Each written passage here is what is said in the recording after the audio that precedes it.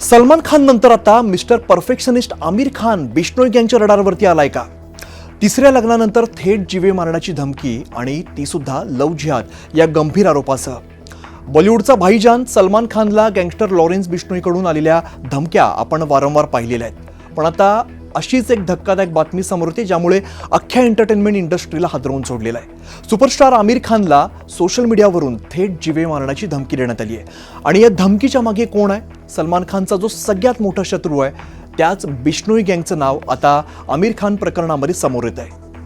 पण यावेळचं कारण थोडंसं वेगळं आणि ते म्हणजे आमिर खानचं तिसरं लग्न आणि सोशल मीडियावरती व्हायरल झालेला लव्ह जिहाद हा अँगल.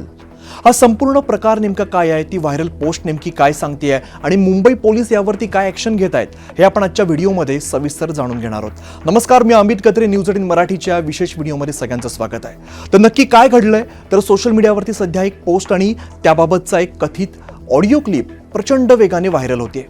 या पोस्टमध्ये एका व्यक्तीने स्वतःचं नाव टायसन बिश्नोई असं सांगितलेलं आहे आणि असा दावा केलाय की आमिर खान आता त्याच्या हिटलिस्टवरती आलेला आहे. तो त्याचा पुढचा टार्गेट आहे. आणि या संपूर्ण वादाची पाळंमुळं कुठे आहेत? तर आमिर खानच्या नुकत्याच झालेल्या तिसऱ्या लग्नाशी याचा थेट संबंध जोडला जातोय. सोशल मीडियावरील कथित पोस्टमध्ये आमिर खानवरती अतिशय गंभीर प्रकारचे आरोप लावण्यात आलेत. या लग्नाला थेट लव्ह जिहाद असं संबोधण्यात आलेलं आहे आणि ही गोष्ट सनातन संस्कृतीच्या विरोधात असल्याचा दावा या पोस्टमध्ये करण्यात आला आहे. चला आपण ही थेट पोस्ट नेमकी काय आहे आपण बघूया. या व्हायरल पोस्टमध्ये असं लिहिलं आहे की याची सुरुवात जय श्रीराम जय सीताराम अशी केलेली आहे आणि त्या पुढे असं लिहिलं आहे की मी अर्जू बिश्नोई आणि टायसन बिश्नोई लॉरेन्स बिश्नोई गँगचा उल्लेख आहे आणि आपल्या देशामध्ये लव्ह जिहाद या नावाखाली आपल्या संस्कृतीला विरोध करणाऱ्या, आपल्या संस्कृतीच्या विरोधात जाणाऱ्या गोष्टींना जो कोणी प्रोत्साहन देतोय त्या कृत्याला आम्ही सहन करणार नाही असं म्हटलेलं आहे.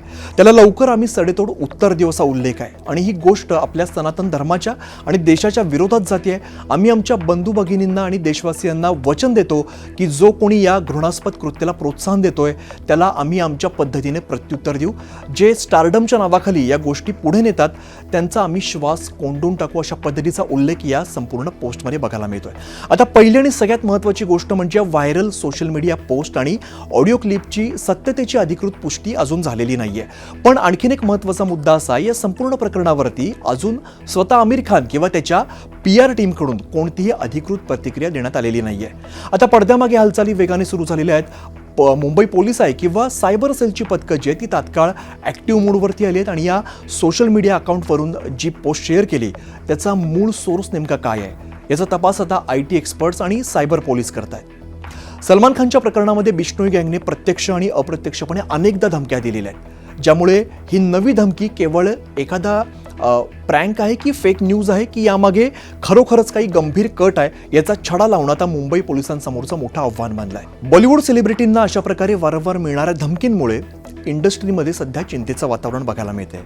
त्या प्रकरणाबद्दल तुम्हाला काय वाटतं? तुमची मतं नेमकी काय? आम्हाला खाली कमेंट बॉक्समध्ये नक्की कळवा आणि पाहत राहा न्यूज 18 मराठी.